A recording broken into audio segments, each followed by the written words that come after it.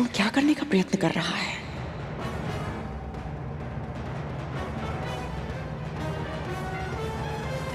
माँ, खुशा को भूमि पर रखना होगा।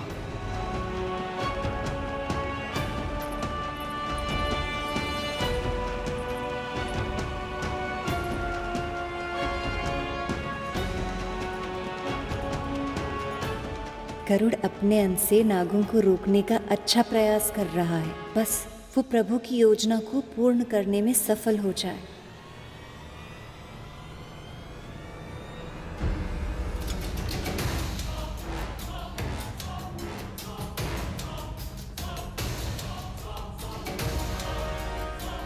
यदि इन सर्पों ने अमृत ग्रहण कर लिया तो अनर्थ हो जाएगा।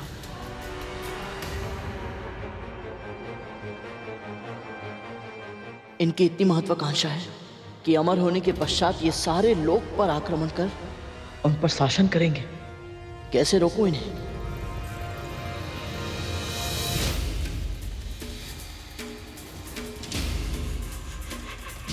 आज मेरा स्वप्न पूरा होगा। मेरे पुत्र सदैव सदैव के लिए अमर हो जाएंगे।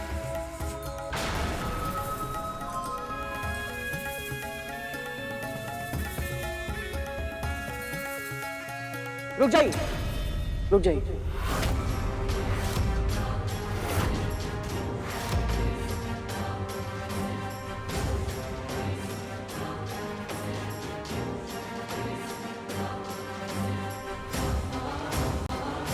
अमृत ग्रहण करने से पहले आप सभी को तन से शुद्ध होना होगा, अर्थात आप सभी को स्नान करने की आवश्यकता है। तन शुद्ध हो तो किसी भी शुद्ध वस्तु का प्रभाव अधिक होता है। किंतु स्नान ना करने से अमृत का प्रभाव समाप्त तो नहीं हो जाएगा ना गरुड़? तो फिर विलंब क्यों करें? अस्वच्छ तन से छुओगे तो अमृत का प्रभाव समाप्त नहीं होगा, परंतु पाप अवश्य मिलेगा, है ना माँ?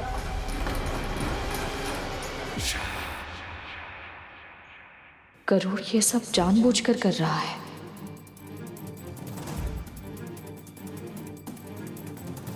जब भगवान का प्रसाद बिना स्नान किए छुआ नहीं जाता, तो अमृत तो विश्व का सबसे बड़ा प्रसाद है। शुद्ध तन के साथ ग्रहण किया जाए तो सात्विकता बढ़ती है, और सात्विकता से प्रसाद का प्रभाव।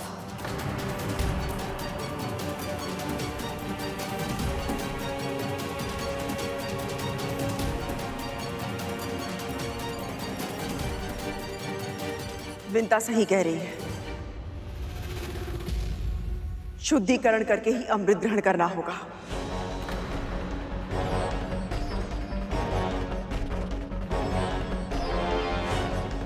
जाओ, स्नान करके आओ। स्नान करना ही है तो सबसे पहले स्नान मैं करूंगा। पहले हम स्नान करेंगे। शीघ्र चल सकते।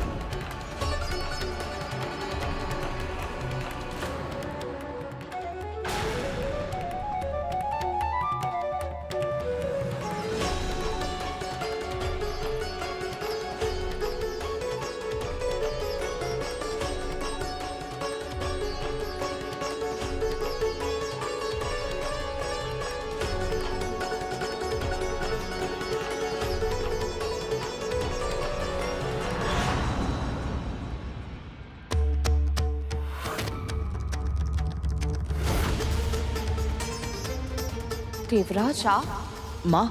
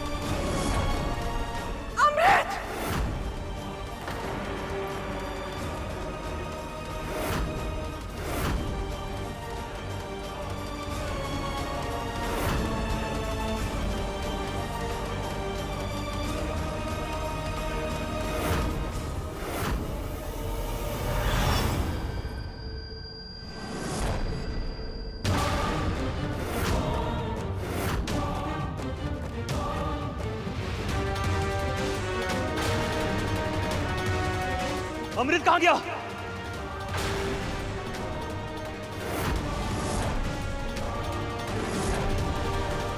जा यहां से, इंद्र से अमृत लेकर आ मेरा। क्षमा कीजिए बड़ी मां, परंतु आपकी आज्ञा का पालन मैं नहीं कर सकता।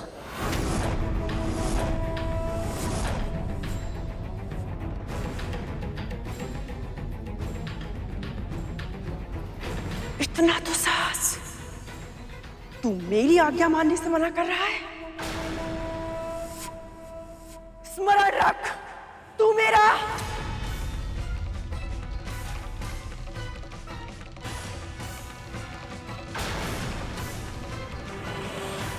इसने हमारे साथ छल किया है मां। तू आज मैं ऐसे दंड दे के रहूंगा।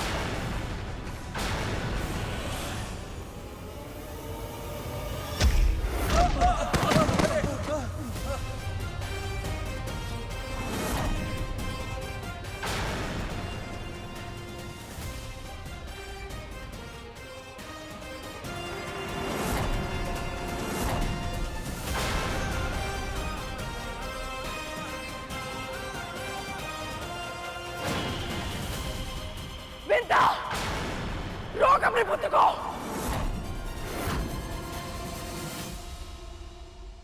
नहीं दीदी, आज इसके हाथों को अपने आदेश की बेड़ियों से नहीं जकड़ूंगी मैं, क्योंकि आज ये युद्ध धर्म के लिए कर रहा है।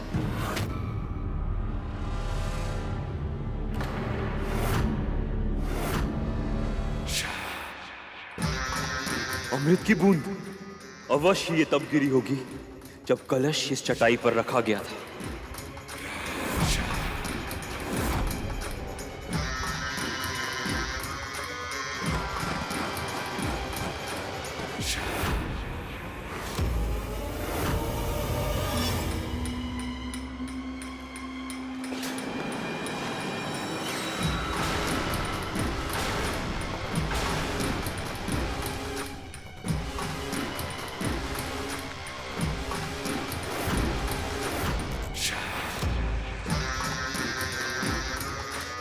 इस धरती के सबसे विषैले प्राणी, मेरे महाबलशाली पुत्र गरुड़ से युद्ध करने के स्थान पर धूल चाट रहे हैं।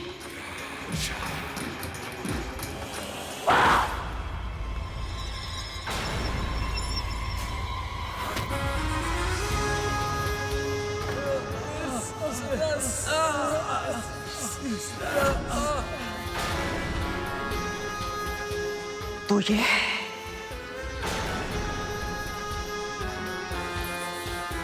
तुम दोनों के छल की वास्तविकता, तेरा सत्य। इतने समय तक तुम मुझसे स्वांग रचती रही कि जब तक मैं तुझे अपनी इच्छा से मुक्त नहीं करूंगी तब तक तू मेरी दासी बनी रहेगी।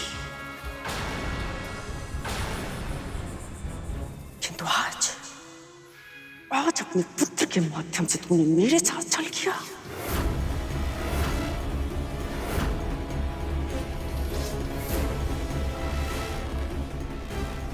ऐसा नहीं है दीदी,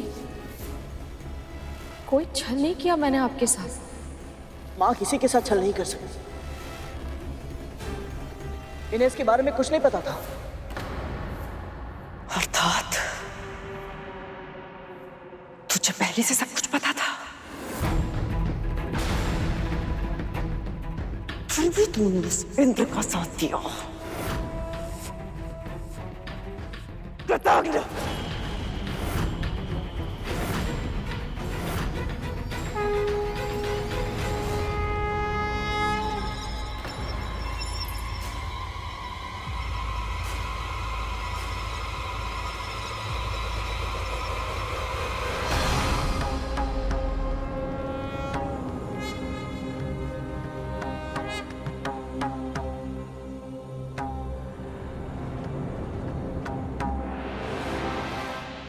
मेरे भक्तों को पीड़ा पहुंचाने का विचार भी तुम्हारे मन में कैसे आया कद्रू?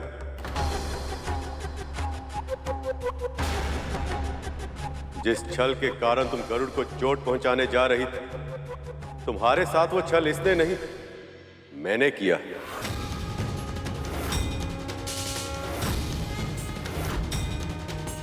जैसे तुमने मेरी भक्त देवी बिंता के साथ छल करके उन्हें अपनी दासी बनाया था, वैसे ही मैंने भी लीला करके इन्हें मुक्त करवाया। सोचा कि जब तुम अपनी नीति का प्रयोग अपने ऊपर होता हुआ देखोगे तो ये समझ पाओगे कि तुमने इन दोनों के साथ कितना अनुचित व्यवहार किया था।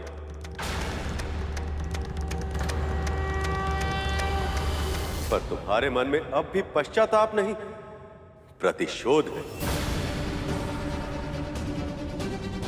तुम्हें क्या लगता है कद्रू, यदि कोई वस्तु तुम्हें मैं ना था तो क्या तुम उसे अनाधिकार ले पाओगे? सत्य तो यह है कद्रू कि तुम और तुम्हारे पुत्र अमृत की एक बूंद तो क्या उसकी आभा के भी योग्य नहीं।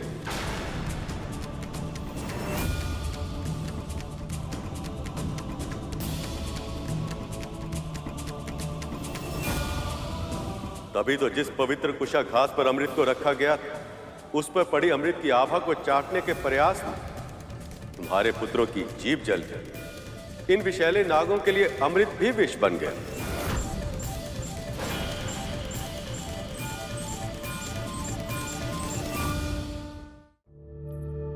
नहीं प्रभु, मेरे पापों का दंड मेरे पुत्रों को मत दीजिए, इनकी पीड़ा को समाप्त कर दीजिए। ये तो तुम्हारे पुत्र भी जानते हैं कद्रू कि ये अमृत पाने के योग्य नहीं, पर इनके भीतर का लोभ इतना अधिक बढ़ गया कि इन्होंने सत्य से मुंह मोड़ लिया। इनके व्यक्तित्व का निर्माण तुम्हारे आधार पर हुआ है कद्रू, और तुम्हारी तो विशेषता ही है मन में कुछ रखना और जीभ से कुछ और कहना। इसलिए आज से सभी नागों की जीभ 2 भागों में बट जाएगी।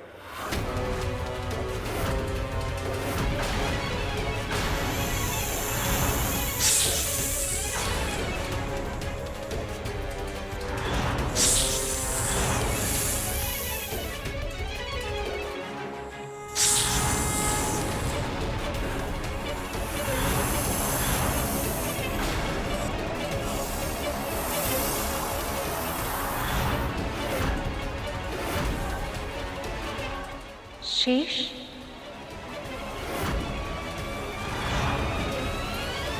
क्या हुआ वासुकी? तुम्हारी जीव विभाजित हो गई, ये कैसे संभव है? ये तो स्वाभाविक ही है माँ। जैसे पुत्रों के कुकर्मों का फल माता पिता को भुगतना पड़ता है। अपनी माँ के कुकर्मों का फल तो मुझे मिलना ही था, यही हमारी नियति है। और मुझे ये स्वीकार करना ही होगा माँ। नहीं प्रभु, इतना बड़ा दंड मत दीजिए, दया कीजिए प्रभु, दया कीजिए। जो मेरे भक्तों पर बार बार अत्याचार करते हैं, मैं उन पर दया नहीं कर सकता। अपने हृदय को साक्षी मानकर सत्य कहो कद्रू, यदि तुम्हारे पुत्रों को अमृत मिल गया तो क्या ये संसार में विनाश का कारण नहीं बन जाएंगे?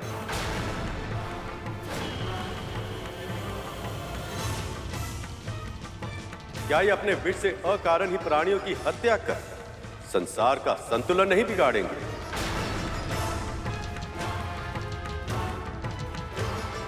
बोलो कद्रू, क्या तुम्हें सच में यह लगता है कि जो पुत्र अपने हित को अपनी मां के हित और सम्मान से अधिक महत्व देते हैं, वो अमृत पाने के योग्य?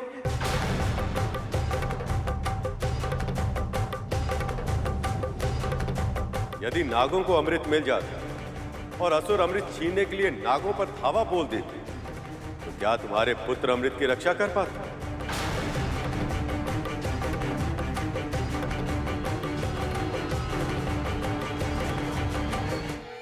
यदि नागों को अमृत मिल जाता और असुर अमृत छीनने के लिए नागों पर धावा बोल देते तो क्या तुम्हारे पुत्र अमृत की रक्षा कर पाते?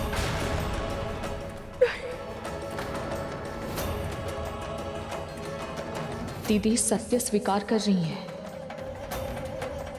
और दूसरी ओर ये गरुड़ है कद्रू, मुझे ये स्मरण करने की आवश्यकता नहीं कि इसने बिना किसी स्वार्थ के अमृत पाने में कितनी बड़ी भूमिका निभाई, केवल इसलिए ताकि मैं असुर गुरु शुक्राचार्य की संजीवनी विद्या का सामना करने के लिए अमृत रूपी अस्त्र देवताओं को प्रदान कर संसार में फिर से संतुलन स्थापित कर सकूं। और जानती हो सबसे विशेष बात क्या है? गरुड़ के सामने अमृत पान करने का अवसर एक बार नहीं, दो बार आया था, पर इसने लोभ से अमृत की ओर देखा तक नहीं। एक बार भी इसके मन में अमृत पीने का विचार तक नहीं आया। यहां तक कि मैंने इसे अमृत पीने की अनुमति भी दे दी, किंतु तब भी इसने मना कर दिया। इस अमृत को तुम्हें स्वयं पीना होगा। परंतु मैं अमृत ग्रहण नहीं कर सकता, और यदि मैंने अमृत पी लिया, बड़ी मां को बहुत दुख होगा प्रभु।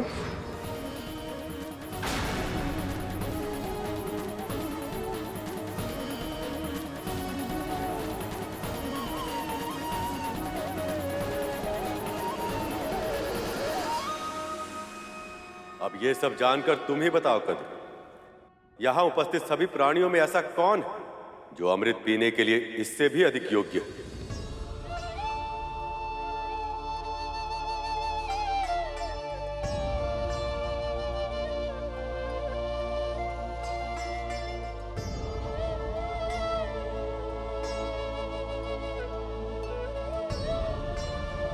तुमने आज तक जो भी किया है कद्रू, उसके लिए तुम दंड की पात्र हो।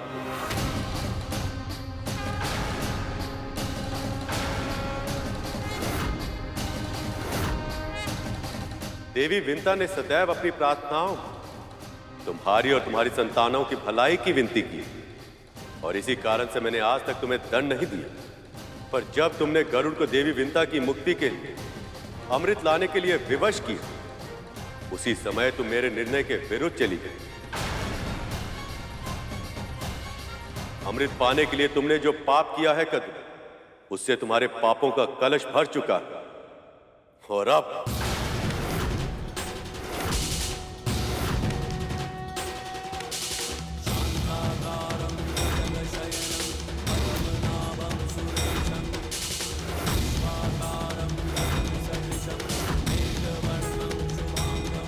प्रभु, आपकी और माँ की कृपा से मुझे और मेरे पुत्र को मुक्ति तो मिल गई है, पर अपनी बहन और उनकी संतानों को दुखी देखकर मैं सुख से कैसे रह पाऊंगी?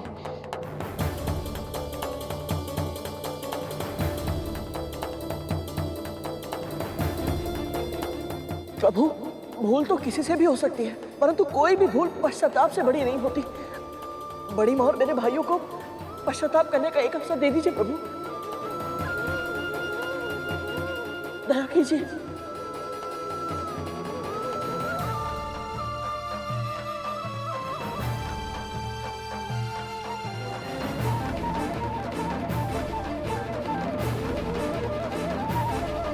न क्रोध, न प्रतिशोध, न बहिष्कार, न तिरस्कार।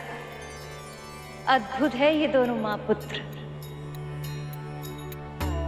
जब तक धरती पर धर्म के ऐसे संदेशवाहक, अच्छाई के ऐसे ध्वजधारी विद्यमान है, बुराई की कभी जीत नहीं हो सकती।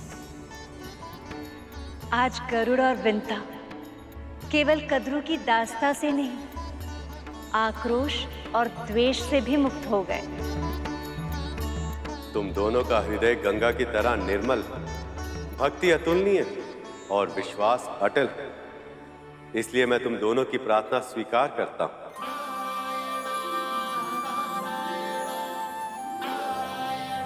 पर मैं ये भी चाहता हूं कि तुम सभी को सदैव ये स्मरण रहे कि तुम दंड पाने के ही योग्य हो, और संसार को भी सदैव ये स्मरण रहे कि किसी निर्दोष को सताकर उसके साथ अनुचित व्यवहार करके कोई भी प्राणी सुख और शांति का जीवन व्यतीत नहीं कर सकता।